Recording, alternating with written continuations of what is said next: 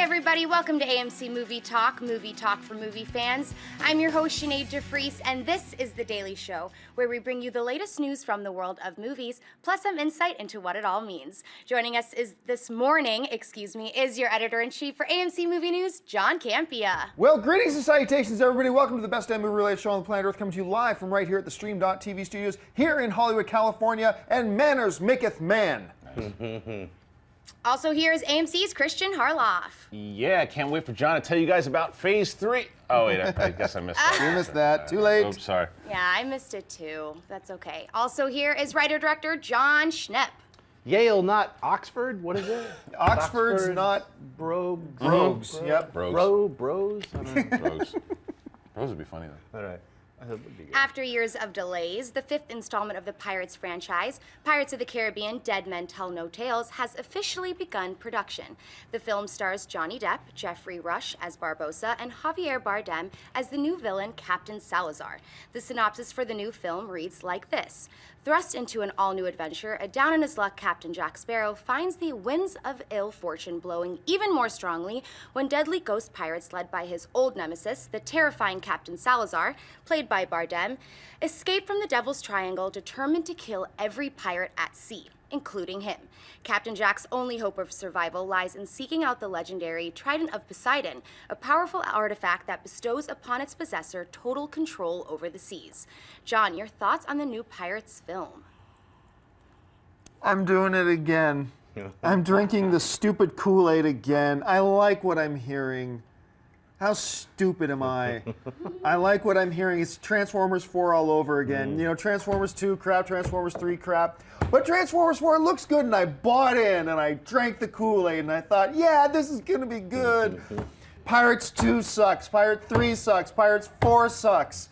And I'm drinking the Kool-Aid again. I can't, okay, yeah, it sounds good to me. Javier Bardem is the bad guy, big step up. I actually like the sound of the synopsis, great. You've got to have Rush back as Barbossa. He's been the one kind of redeeming thing about anything in the previous Pirates films. I love the first one, by the way. I love the first Pirates film. And so, much to my chagrin, and I know I'm going to regret this later, but I mean, they go all the way back. They had Sandberg and Roning brought on the directors from Kon-Tiki. They're directing it. I like everything I'm hearing so far, and once again, I'm going to be brutally disappointed. But for now, I'm buying into it. So yeah. Anyway, Christian, what about you? I'll help you out. I don't care.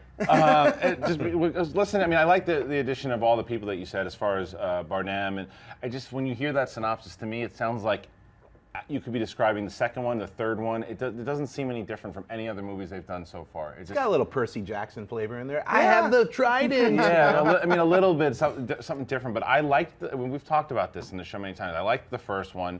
The other ones just were a letdown. I think that they've lost control of this franchise. I think it's just because they need a hit. Johnny Depp needs a hit. It feels rushed. It feels forced. It doesn't feel like anyone really cares. Even the fan base is kind of tired of it. But they've got talent attached to it. It's just the overall story. I don't care yet. Another trailer could come, and I could drink the Kool-Aid too from the trailer because I drank the Kool-Aid on the fourth one. But I just am not excited about it. I'm not drinking the Kool-Aid. Yeah, at all. Even with I the just trailer. like when I see that picture, I think of Mordecai. I'm just sort of like, there's just too much time has passed for me to like. I got Transcendence in the brain. I'm like, then I hear about a little swirly Trident. Like I can control the seas. I just see a CG freak fest at the end, like episode. I only saw the part of episode 3, you know. So I'm just like, I was already done with that series because it was just too much. I like the squid face Bill Nighy character. I mean, oh, he's awesome. I mean, there's great special effects in it, and I'm sure the trailer will have like some mind-blowing, amazing sequences. Like just hearing that, you know, whoever holds the Trident, you know, I just saw the ending of the trailer, like 5 swirly tidal waves with some dudes on top of it, like Bardem doing his sugar, like I'm gonna kill you, you know, on a giant, like all these ships coming at each other on tidal waves. Do that, and then I'll go see it. I don't know. All right. What's next? We've known for a little while now that the X-Men character Colossus would be appearing in the upcoming Deadpool movie. But what hasn't been clear is if actor Daniel Cudmore, who played the Steel-Skinned Mutant in 3 previous X-Men films, would return to the role. Cudmore recently took to his Twitter account to announce that he will not be reprising his role and that a new actor will be taking over for the new film. Christian, is this the right or wrong move for Deadpool? See, I don't know how necessarily it's a right or wrong move because the thing, it's always nice for the fan base to see the returning actor to the role. The thing is with Colossus, they never really developed his character all the way through. In X-Men 2, you got, I think, a lot of him, a little more when he's helping Wolverine out in the school, and then in the last movie, he was helping a lot, but you never really understood a lot about him. You never dove into his past. So if you're a comic book fan, obviously you know. But in the movies, we haven't explored him enough. So if you move away to another actor, does it really hurt? I don't think so. I understand that if people were attached, that's the guy I know as Colossus. I understand that completely. I just don't think for this particular character right now, because we haven't been defined, I don't think it hurts it. Yeah, I gotta agree. I don't think it hurts it either. And really, there's still so much we don't know about Deadpool, right? I mean, as far as I know, correct me if I'm wrong, we don't even officially know yet what era this movie, does this take place in the 80s at the same time that X-Men, or it's late 70s, whatever, the same time X-Men Apocalypse is going on? Because if that's the case, then you need a 10-year-old or less to play Colossus. You can't get the same guy. If it's in the modern era, that raises some bigger questions. Why would you replace a guy who's been the same character in 3 films? The only answer I can come up with is that they don't think the kid's that good of an actor, and maybe they want Colossus to have a bigger role in this film. And as long as Colossus is playing a tiny role in those other films, you can keep a kid that maybe you don't... Now, I don't know if he's a great actor or a bad actor. I don't know because I haven't seen him in enough stuff. I just don't know. But I'm just thinking, if they don't really have a lot of confidence in his acting ability, hey, these small little roles where he has 1 or 2 lines in each movie, that's fine. Keep putting the same actor in. We got a guy now who's going to have about 25 minutes of screen time, have about 7 pages of dialogue, blah, blah. We need to recast him. As far as the confusion it might cause with audiences, I don't buy into that at all. They swapped out Sabretooths and nobody cared. Right. Like they didn't care. I mean, it helped that you got in a world-class actor like Liev to play Sabretooth later, but it was a totally different Sabretooth, and everybody whined about it. I was one of them. A lot of us whined about it a little bit before that movie came out, but then 2 minutes in the film, we didn't care. It was a different guy. We bought into it. They'll do the same with Colossus. I think you're right. I don't really think it's going to make much difference. Yeah, my guess is it could be a monetary thing. Like he was like, I've been Colossus for 3 times. You really think this kid's demanding big money? It doesn't really make that much sense. Or the role is so small. I haven't read the script or anything. I can't see it unless they're like, we're casting Danny DeVito as Colossus. We're going totally different. Like DeVito turning into metal, like him screaming, that would be, that's a great idea for Deadpool. But yeah, I feel bad for the actor because it's weird when you're like, hey, I've been Colossus, it's like, and then now you're not. I mean, it happens to all the actors, like Alan Cummings was Nightcrawler, all the different, Jean Grey, everybody gets replaced in all these movies eventually. We don't know what the behind the scenes deal is, but my guess is that the Colossus character isn't going to be that big of a role in Deadpool anyway. So. Well, the other, it goes back to your point before. The other thing is maybe depending on what era it's in, if they want to, I don't know how old he is either. Maybe they want to lock in a younger actor to play him in more future films. Maybe they have bigger plans for the franchise. So they want to expand and say, we need to hire a younger actor that maybe has a little more star clout. They want to do more things with Colossus. Sign him to that 5-10 picture deal or whatever they're going to do, and maybe he's just maybe a little too old for them right now. Yeah, and remember, they just switched Gambits, too. Right. Yeah, Channing Magic Mike Tatum is now Gambit. All right, folks, we reached that part of the show for buy or sell. Here's how this works. In front of her, I was going to say Ashley, Sinead, she's behind a curtain. I can't even see her. Sinead's got a few other items in the world of movie news. She's going to run them down, and then those of us at the table are simply going to say whether we buy it or sell it. So, Sinead, what do we got? Columbia Pictures has officially announced the main cast lineup for Inferno, the upcoming 3rd film in director Ron Howard's Da Vinci Code franchise based on the books by Dan Brown. Tom Hanks reprises his role as Robert Langdon. Oscar nominee Felicity Jones from The Theory of Everything enters the franchise as Dr. Sienna Brooks, and Life of Pi co-star Irfan Khan stars as Harry Sims. Inferno is scheduled to hit AMC theaters on October 14th, 2016. Schnepp, with the casting announcement, buy or sell the way Inferno is shaping up. Well, this is we talked about this yesterday. Oscar-nominated Felicity Jones. I mean, how that just like instantly, Oscar nominated. What is that they're talking about? I'm eating a sandwich now. You know what I mean? It's like instantly like, what's that? Instant credibility. Yeah, instant credibility. It could have just been like, yeah, we haven't set up anything. It's a paper house. Don't look behind the curtain. Oscar-nominated what? So yeah, and I think Felicity Jones is great. So now I'm interested in seeing it. Christian? Yeah, I buy it as well, too, for a lot of those reasons. And I was eating a sandwich when I heard about it. But yeah, I think what I really like about the Felicity Jones casting is that, playing off your guys' conversation from yesterday, is that an actress like this, who is virtually right now still to a majority of the public, is unknown. A lot of people have not seen Theory of Everything. They are hearing about her. And she's getting offers like this. This is also what this is able to do for actors. Not is that you're getting opportunities to be in big movies, to star against Tom Hanks, and then she's going to be in the Star Wars film. So I love it, and I think that we are going to get a really stellar cast. I didn't like the second one. So I would like to see, is Ron Howard directing the third Yes. as well? So I think they're going to make up, and I think maybe some people did like the second for Angels and Demons, but for me, I think this is going to be a makeup for the second, so I'm pretty excited for it. I gotta sell it. Yeah. I love Tom Hanks. I love Ron Howard. I even like the first book. But the two previous movies, the two existing movies have both really underwhelmed me. Like I was not entertained by either of them. You didn't like Paul Bettany, like whipping himself, looking all weird. And like there was so much potential there, and to me, they've all fallen flat. And so you could put 10 Academy Award nominated actors in here, and she's not writing the script. So until I see one of these Dan Brown movie adaptations work for me, I gotta say it's pessimistic. So for me, it's a sell. All right, what's next? Actress Scarlett Johansson has signed on for the upcoming film The Psychopath Test, based on the book of the same name. The story is described as follows. What if society wasn't fundamentally rational, but was motivated by insanity? This thought sets John Ronson on an utterly compelling adventure into the world of madness. Along the way, John meets psychopaths, those whose lives have been touched by madness, and those whose job it is to diagnose it, including the influential psychologist who developed the psychopath test, from whom John learns the art of psychopath spotting, a skill which seemingly reveals that madness could indeed be at the heart of everything. John, buy or sell the sounds of the psychopath test? This sounds stupid.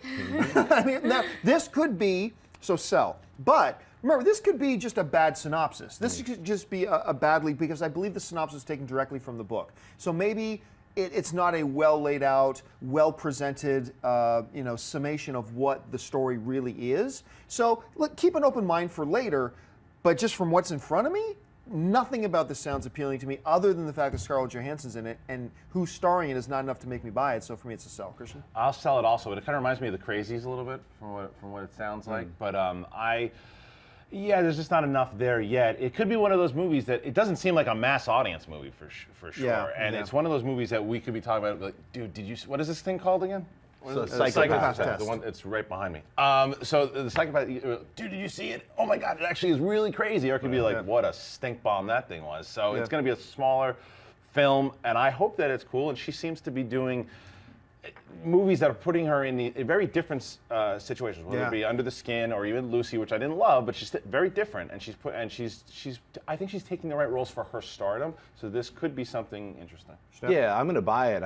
I mean, the summation of it is very dry. It's like reading some kind of test yourself, like the psychology of the psychopath, and then the weirdness of the people in the psychopath. So it's like too many psychopath words are used in that summary, but she's not playing the character John Rolson. I believe she's probably going to play, my guess is from reading that, trying to decipher it, she's going to play the psychologist that is doing these tests that he's investigating.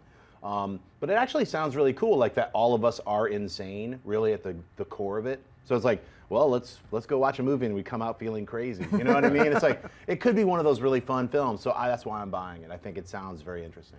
All right, what's next?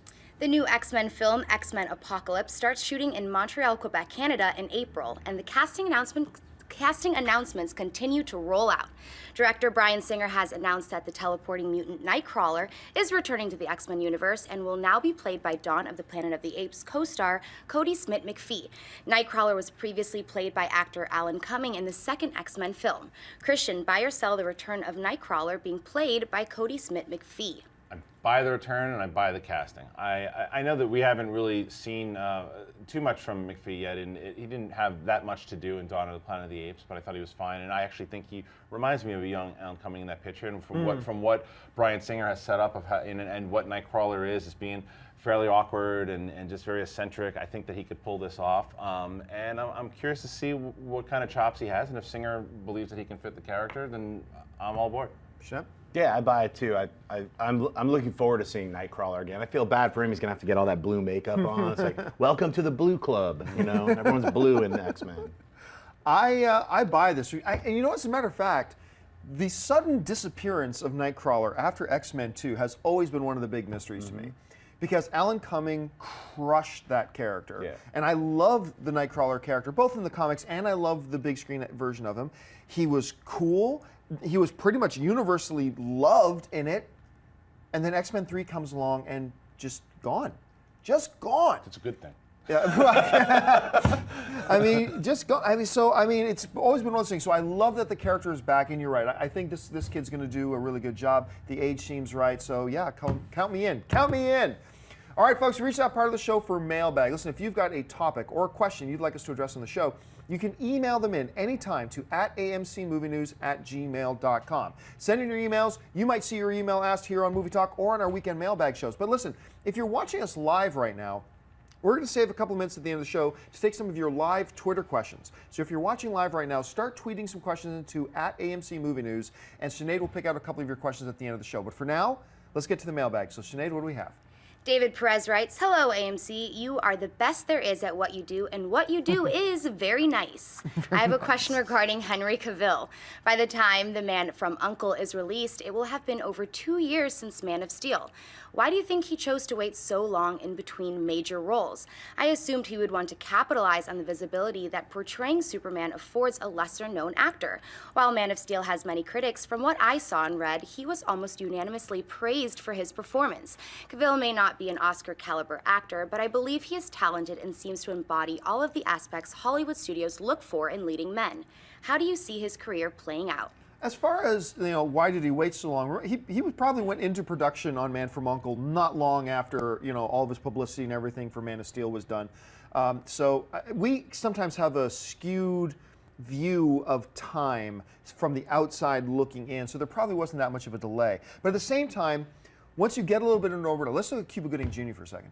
Once you get some solid notoriety, Cuba Gooding Jr. got that Academy Award, one of the best Academy Award acceptance speeches ever, one of the most entertaining ever. And then he just started accepting everything. And pretty soon nobody cared about Cuba Gooding Jr. anymore. And I think if you're management with Henry Cavill right now, you want to be very careful about what you're going to take and what you're going to pick. And remember, he was actually going to be in this movie in Man from U.N.C.L.E. with Tom Cruise originally. And then they replaced Tom Cruise with, Tom Cruise went off to do Mission Impossible 5. They got in Armie Hammer? Armie Hammer, thank you. Brick Hansen, I was going to say.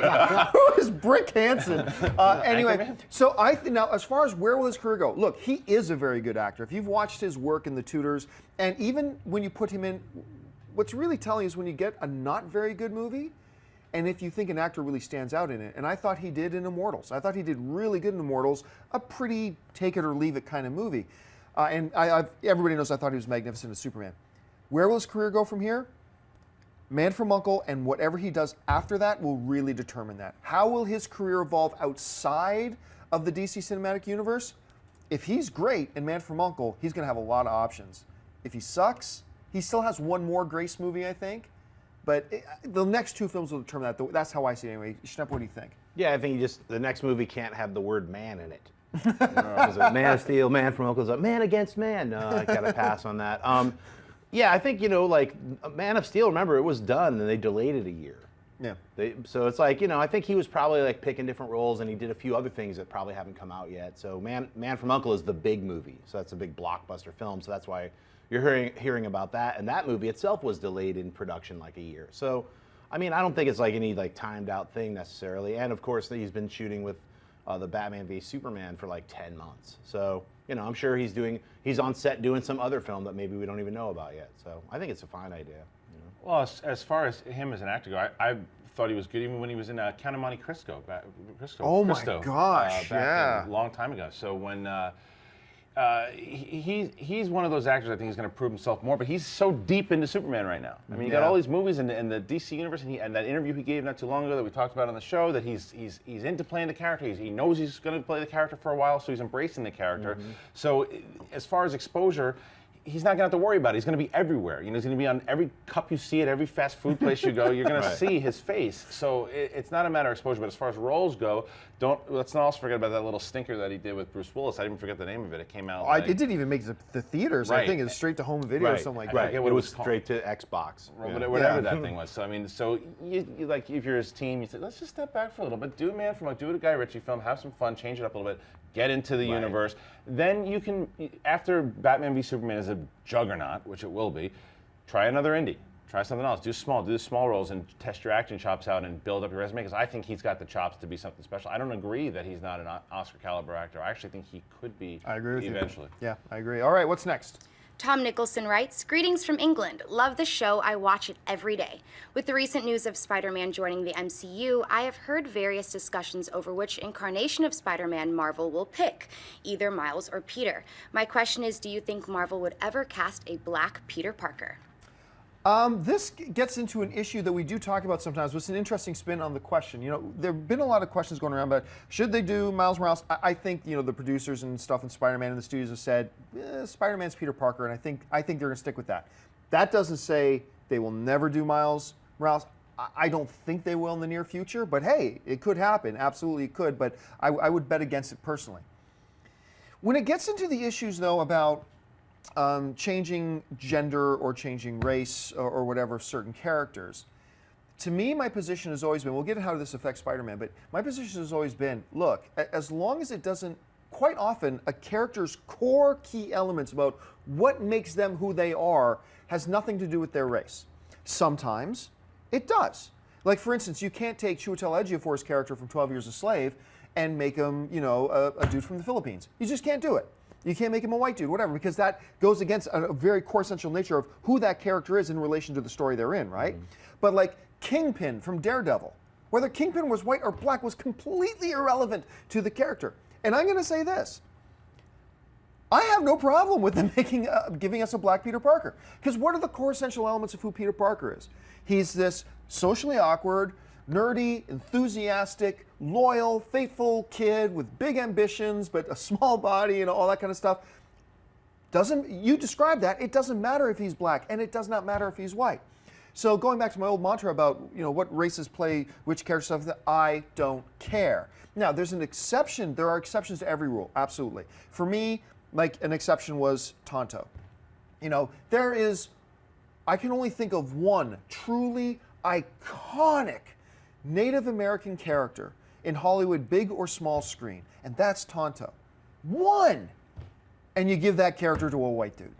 That one I had a problem with, so there's an exception for every rule, but for the most part I don't care. In a situation of Spider-Man, look, I don't think they're going to do it, but I wouldn't fall over of shock if we ended up with a black Peter Parker, and I for one, would not have any problem with it. I'd be perfectly fine with it as long as they portray Peter Parker as Peter Parker, then I'm good with it. Anyway, Schnepp, what do you think? Yeah, it doesn't matter to me either. I mean, I think it'd be cool to, like, if they're going to reboot Spider-Man like they are into the Marvel Cinematic Universe, to stick with Peter Parker and then introduce Miles Morales later after you've got 3 Spider-Mans under your belt. Don't do the Aunt May movie. Do the spectacular Spider-Man. You shut your stinking mouth. I know, I'm secretly working on it. This is deflection. Yeah, I would do the spectacular Spider-Man, a web of Spider-Man. Just call it the different trilogy and give it to a different guy. I think that would be great. Christian? I agree with all your points. So I don't think that would happen because of the Miles Morales angle. And there's a lot of different ways you could do it, because I actually think that you might lose an opportunity unless you made Peter Parker black and then Miles Morales also white too. Well, but you could make them both. I mean, Yeah, but if you wanted to, what you could do, there's two options. One, what Schnepp just said, that I actually do think that they're going to do. I think that they're going to have Peter Parker introduced, whether it be in Civil War or whatnot, and you'll have that character for a few different movies, and then Miles Morales will take up the mantle 5, 10 years from now. Who knows? The other option, crazy one out there, that could maybe they introduce Spider-Man, Peter Parker, in the Marvel Cinematic Universe, and then the standalone movie is Miles Morales, and then you could have those guys meet up, because they met up in the comics once or twice. Is it a far-fetched idea? Yes. But could it happen? I disagree. I don't think it's far-fetched. I was suggesting the same thing. Like, have Spider-Man and then have the other Spider-Man in the same universe. You can have multiple Spider-Man. What a way to do the standalone movie for it'd be Sony, because fantastic. if you announce Miles Morales as the standalone, that's whoa, what's that? But Peter Parker's over there. Exactly. Find out. It's a big move. See, to me though, I think this goes back to the whole thing. That sounds cool to guys who have a history and are rooted in the comic book stuff like that. But I think if we go to our local AMC theater and canvas 200 people coming out there saying, "Hey, do you know who Wilson Morales is?" Or, I keep saying Wilson Morales because he's my buddy in New York. Sorry. Do you know who Miles Morales is? Though I think I think I'd be safe in saying 99 out of 100. I'm going to say no idea. I think you're absolutely right. Because I asked my wife the other day. I wanted to do a test, and I said, "Honey, who's Miles Morales?" She goes, "Who?" And I go, "Who's Peter Parker?" It's just Spider-Man. My wife does not even like genre films, and she just knew it right away. So, But There would be challenges, but it's not impossible. Right. But there would be challenges. All right, folks, I said we'd leave a few minutes for some of your live questions. We do that right now. You might even have time to slip in one or two under the radar. Tweet us at AMC Movie News. Sinead, what have you picked out? Joe asks, you always talk about watching movies over and over again, but what makes a movie have that rewatchability? Oh, that's a great question, because there are movies that I just lose my mind over and love, but have seen twice. Right. And then there are some movies that I thought were good, and I've watched them 12 times. What is that rewatchability thing?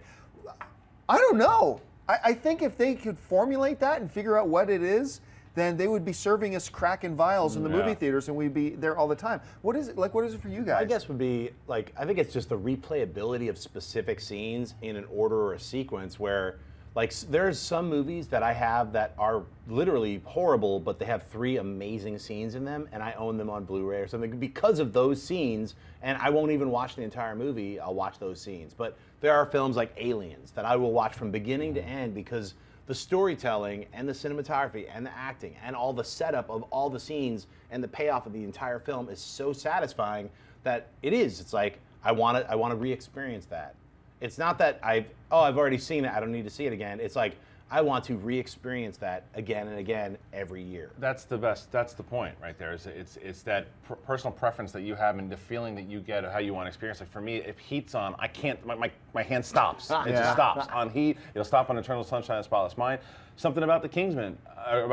When I have because of our schedules, it's hard to go and repeat movies for me a lot of the times in the theaters, and I made it a priority to go see that movie again, and I want to see it again for you. The scenes, you remember scenes. There's certain. Oh wait, that's a great scene. Oh, I want to see that scene again. I want to hear when the music hits at that point. I want to see his reaction there. And in Wolf of Wall Street, get balloons. Yeah. All that stuff. Like, it's just things that you remember. Plus, and you're waiting for them now. The first time you see it, it's a brand new experience. But when you're rewatching it, you're like, oh, here comes the. It's your band playing the greatest hits. Yeah.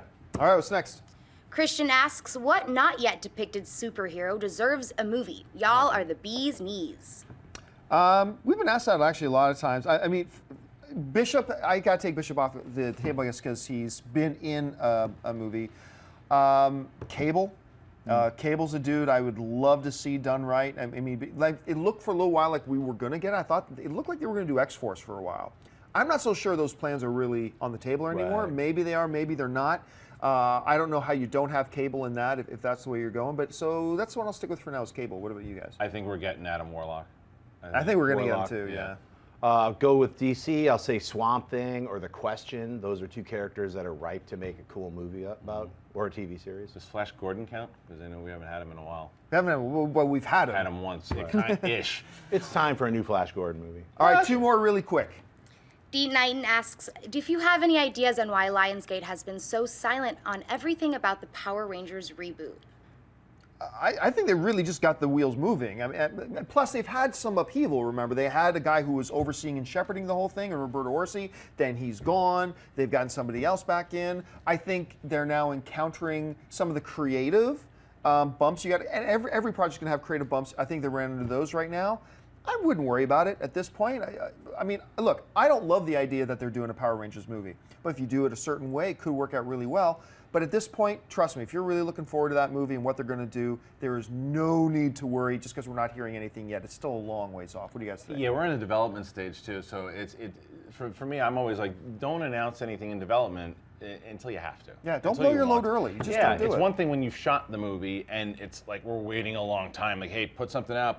Then you start going, wait a minute. But with this particular movie, I wouldn't be worried yet. You know what I'd like to see them do with Power Rangers, because I don't care about it, and what might make me care about it is how they used to promote old science fiction films and fantasy films, is they would like release a piece of pre-production art that was just mind-blowing. Like a year or 2 before the movie came out, hey, we're making this thing, here, check out this crazy concept art. You'd be like, what? That is what they should do with Power Rangers. Vin Diesel remember last year, Vin Diesel started doing that with that Witch Hunter movie he's doing? Yes. They start putting out things. That's actually a really cool idea. That's the way they should do it. Okay, last question, really quick. John MK asks, your thoughts on J.J. Abrams looking towards an earlier summer release for Star Wars due to constant internet leaks? It's BS. It's big BS. Look, remember, J.J. Abrams thought, he petitioned Disney at one point to, hey, can we push this movie back into 2016?